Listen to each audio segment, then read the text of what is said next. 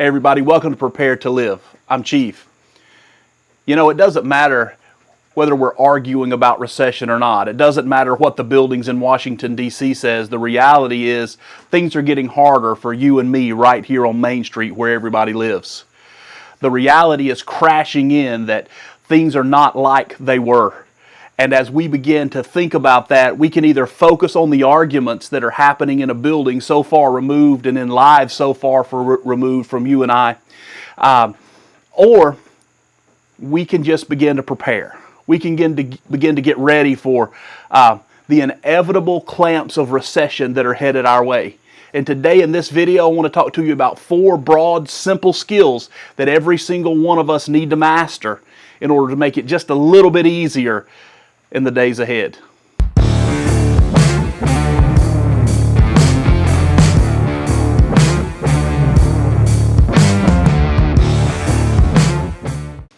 Welcome to Prepare to Live, where our desire is that you live a life-proof life, a life that doesn't crush you when things out of the ordinary happen.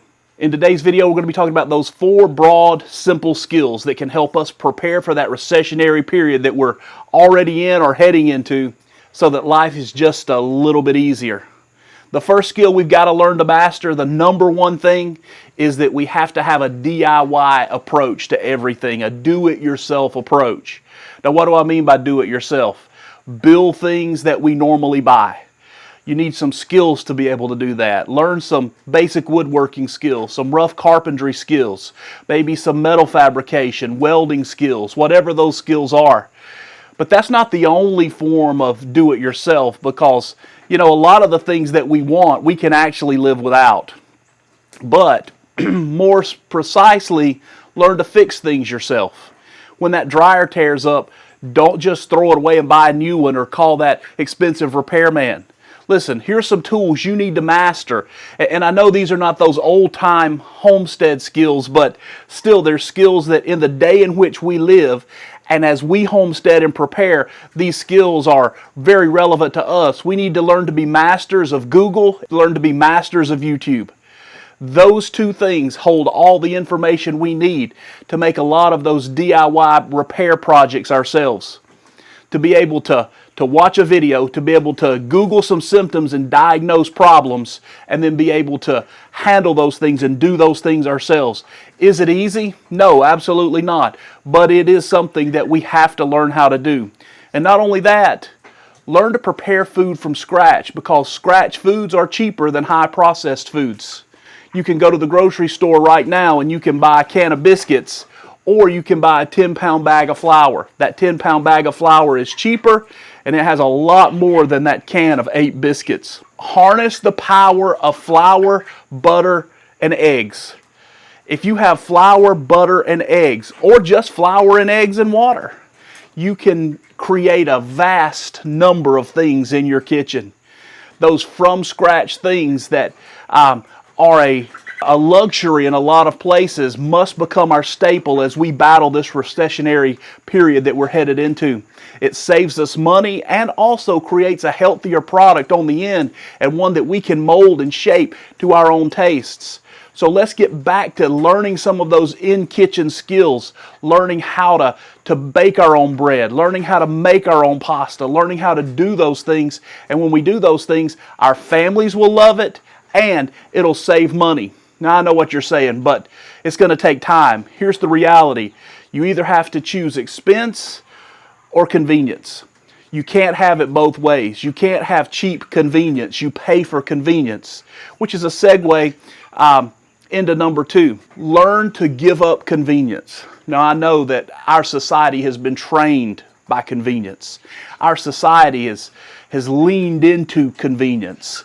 But, you know, it may be cook food yourself instead of DoorDash.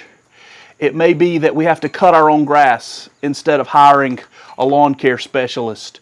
We may have to learn to do some of those things ourselves, or not learn how. Maybe you possess the skills, but you have to start doing those things yourself in order to make ends meet. After all, it's not a huge deal to be able to remaster some of these skills or to learn those skills for the first time. The more skills we have, the less gear we need. Let me say that again. The more skills we have, the less gear we need. So that means that we can learn to repurpose items that we've already purchased. Maybe instead of needing a duster and a broom, we can learn to dust our blinds with our broom. I don't know, just something simple. But learning to repurpose things or to use things for multiple uses. And here's the biggest thing. When we're headed into this recession, or now that we're in this recession, buy quality, even though it means spending a little bit more now. Because we're coming out of a time of great inflation, and inflation is when there's too much money that's flooding into the economy, and it causes everything to inflate. And businesses, they add lines, they add products, very often specialty products that only achieve one use. But then when recession comes, those lines fall by the wayside, so you can't replace those things. So buy quality so that they last a longer time, because you may not be able to get the things that you rely on if you don't buy quality now. The third one is one that is something that I think that a lot of us have lost. The skill of hospitality, of just learning to interact and build community around us. Life is not meant to be done alone. So make some friends. Talk to your neighbors. Begin to get in their lives, because as things progress, if things continue to get worse, they may have something that you can barter for or borrow. It can become a shared community of certain tools. Maybe you're friends with 2 or 3 neighbors and you guys can go in together and share a lawnmower. Maybe you can share some chickens and the cost of the feed, and then share the eggs with one another. But begin to build those relationships. Listen, just get out today and go for a walk and wave and smile at your neighbors. Invite them over for some hot dogs. Just begin to build those relationships so that you can then have a community to rely on when things get tough. And the fourth one is one that's it's easier to talk about than it is to do. It's become a master of hope. You know, the survival rules of 3. 3 minutes without air, 3 hours without shelter, 3 days without water, and 3 weeks without food. I think that we missed the mark, because I believe it's hard to survive for 3 seconds without hope.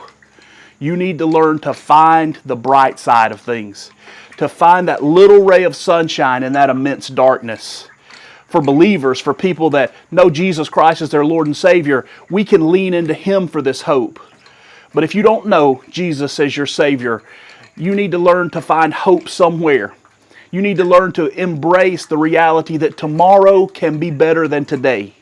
And when we embrace the fact that tomorrow can be better than today, or we can just see the bright side of a tough situation, see that we're able to build some skills and be creative where we were once just living such a boring, focused life, then we can begin to use this time as an asset. We can use this recessionary period as a time where we grow as a family and get closer together as a family, or grow as a community and get closer together as a community.